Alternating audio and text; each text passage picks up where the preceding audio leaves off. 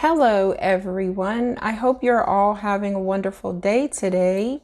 I just noticed this article in this video that came out, and I'm going to read it to you. There is a 62-meter high trash pile in India. Wow, you guys. So a 62 meters is like 200 more, a little more than 200 feet, you guys. And that is just sad. There are people living near that pile of garbage. And, they're complaining about the smell and that their actual health is at risk. And some people, very poor people can't afford to leave. But there are people, as their income gets better, they're actually leaving. But let's get to this article. A trash heap 62 meters high shows the scale of India's climate challenge. This is in New Delhi. At the Balswa landfill in northwest Delhi, a steady flow of jeeps zigzag up the trash heap to dump more garbage on a pile now over 62 meters, which is 203 feet high. You guys, it looks like a mountain, right? That is not a mountain. That is the trash heap. Fires caused by heat and methane gas sporadically break out. The Delhi Fire Service Department has responded to 14 fires so far this year, and some deep beneath the pile can smolder for weeks or months, while men, women, and children work nearby, sifting through the rubbish to find items to sell. You guys, this happens in many poor countries. I'm not saying that India is poor, but there are many poor people there. They have over 1 billion people. I don't remember the number exactly, but it's over 1 billion. But in Guatemala, children and their mothers and fathers work in the trash piles, finding things that they can sell. They pick up plastic to sell plastic, like baby dolls and different things. They find glass to recycle, aluminum cans, whatever they can. And it happens in China also. It happens in Africa. So many extremely poor people go through the garbage piles, and that's how they make a living. Back to the article. Some of the 200,000 residents who live in Balswa say the area is inhabitable. That means they cannot live there. No human being should be living there. But they can't afford to move and have no choice but to breathe the toxic air and bathe in its contaminated water. So you guys, because the trash pile is so high and compacted, fires are breaking out, because like I'm a country girl. So if you have hay that isn't all the way dry, when you make a bale with it, it can just spark into a fire. And this is happening with this garbage. Like the article said, there's methane gas and it's just burning in there. It gets hot and it starts to burn. And also the, smoke and fumes from all of that garbage is going into their air and they're breathing this. And then it's going into their groundwater, right? All of the toxins that are seeping out of the garbage is going into the groundwater and they are drinking it. That is sad. Like their government should move everyone out of there, relocate these people to a safe, clean place, and then they can just have the damn place to put their garbage, right? Oh, wow. It's just got me speechless, right? Balswa is not Delhi's largest landfill. Are you kidding? That's not the biggest one. It's about 3 meters lower than the biggest, Ghazipur, and both contribute to the country's total output of methane gas. Methane is the second most abundant greenhouse gas after carbon dioxide, but a more potent contributor to the climate crisis because methane traps more heat. India creates more methane from landfill sites than any other country, according to GHGSat, which monitors methane via satellites.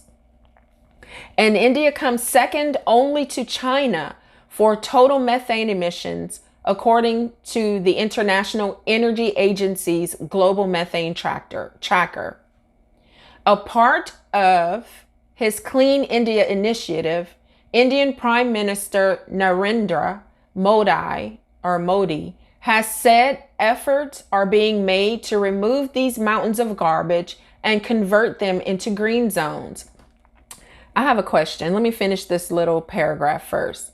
That goal, if achieved, could relieve some of the suffering of those residents living in the shadows of the dump sites and help the world lower its greenhouse gas emissions.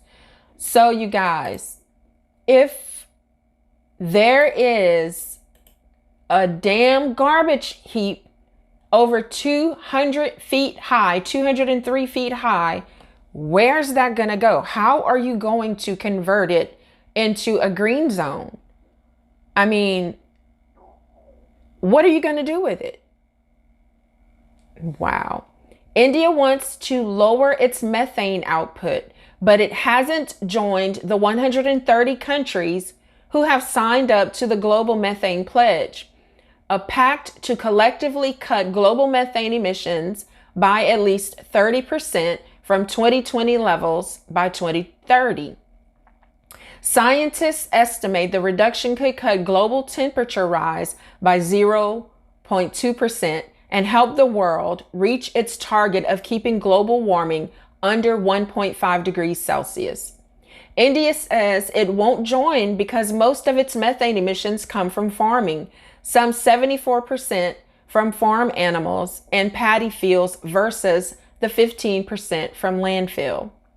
In a statement last year, Minister of State for Ministry of Environment, Forest and Climate Change, Ashwini Choube, you guys, I'm butchering the names, but hey, I'm trying, said pledging to reduce India's total methane output could threaten the livelihood of farmers and affect India's trade and economic prospects. But it's also facing challenges in reducing methane from its steaming mounds of trash.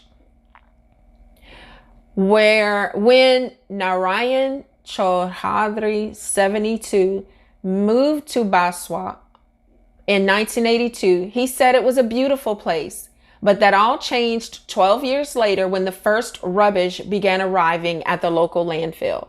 In the years since, the Baswa dump has grown nearly as tall as the historic Taj Mahal, becoming a landmark in its own right and an eyesore that towers over surrounding homes, affecting the health of people who live there.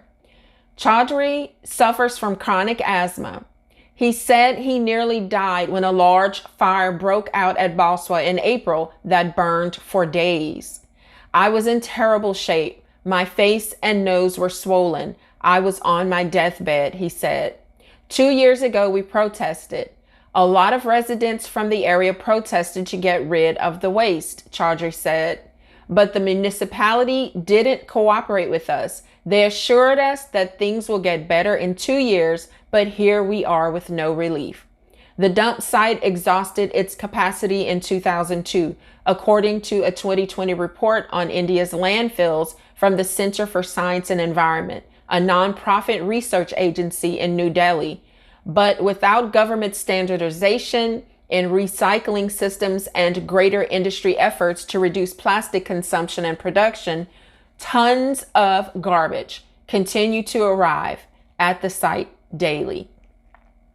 Baswa isn't the only dump causing distress to residents nearby. It is one of 3 landfills in Delhi, overflowing with decaying waste and emitting toxic gases into the air. Across the country, there are more than 3,100 landfills, Gazipur is the biggest in Delhi, standing at 65 meters, 213 feet. And like Baswa, it surpassed its waste capacity in 2002 and currently produces huge amounts of methane. According to GHGSat, on a single day in March, more than 2 metric tons of methane gas leaked from the site every hour. If sustained for a year, the methane leak from this landfill would have the same climate impact as annual emissions from 350,000 U.S. cars, said GHGSat CEO Stefan Germain. Methane emissions aren't the only hazard that stem from landfills like Baswa and Gazipur. Over decades, dangerous toxins have seeped into the ground, polluting the water supply for thousands of residents living nearby. In May, CNN commissioned 2 accredited labs to test the groundwater around the Baswa landfill. And according to the results, groundwater within at least a 500 meter or 1,600 feet radius around the waste site is contaminated. In the first lab report, levels of ammonia and sulfate were significantly higher than acceptable limits mandated by the Indian government. Results from the second lab report showed levels of total dissolved solids, the amount of inorganic salts and organic matter dissolved in the water detected in one of the samples was almost 19 times the acceptable limit, making it unsafe for human drinking. The Bureau of Indian Standards sets the acceptable limit of TDS, or total dissolved solids, at 500 milligrams per liter, a figure roughly seen as good by the World Health Organization. Anything over 900 milligrams per liter is considered poor by the WHO, and over 1,200 milligrams per liter is unacceptable. According to Richa Singh from the Center for Science and Environment, the TDS of water taken near Baswa site was between 3,000 and 4,000 milligrams per liter, you guys. Oh my God. This water is not only unfit for drinking, but also unfit for skin contact, she said. So it can't be used for purposes like bathing or cleaning of the utensils or cleaning of the clothes. Dr. Nitesh Rodki, the Senior Director of Medical Oncology at Fortis Memorial Research Institute, Gurugram, urged the government to study the health of the local population and compare it to other areas of the city, so that in 15 to 20 years' time, we are not looking back and regretting that we had a higher cancer incidence, higher health hazards, higher health issues, and we didn't look back and correct them in time. Most people in Baswa rely on bottled water for drinking, but they use local water for other purposes. Many say they have no choice. The water we get is contaminated, but we have to helplessly store it and use it for washing utensils, bathing, and at times drinking too, said resident Sonia Bibi, whose legs are covered in a thick red rash. Jwala Prasad, 87, who lives in a small hut in an alleyway near the landfill, said the pile of putrid trash had made his life a living hell. The water we use is pale red in color. My skin burns after bathing, he said, as he tried to soothe red gashes on his face and neck. But I can't afford to ever leave this place, he added. More than 2,300 tons of municipal solid waste arrive at Delhi's largest dump in Gazipur every day, according to a report released in July. But a joint committee formed to find a way to reduce the number of fires at the site. By a joint committee, That's the bulk of the waste from the surrounding area. Only 300 tons is processed and disposed of by other means, the report said, and less than 7% of legacy waste had been biomined, which involves excavating, treating, and potentially reusing old rubbish. So you guys, this article goes on and on and on and on and on. And it's just a sad, sad thing to look at this, you guys. I mean, I would never be able to live in the shadow of that garbage heap. I would look, we can all say what we woulda, coulda, shoulda, and would do. But I'm telling you guys straight up, I don't care if I had to live in a tent, under a bridge, under a tree. I would get the hell out of there and find some place to go away from all of that garbage. Do they not give a damn about human life? That the government there would not try to get these people out of there? I mean, yeah, they have over 1 billion people in their country. I don't know the exact number, like I said, but it is over 1 billion. So I guess a few, 100,000 lives doesn't matter in the scheme of things. But if you value God, then you value human life, right? This is sad, you guys. Let me know what you think about this in the comments. And guess what? The United States is not that far off. Like, no, we're not that bad. But our water is disappearing, okay? And what's going to be left is going to be contaminated. That is the truth. It is the truth. Let me know what your thoughts are in the comments.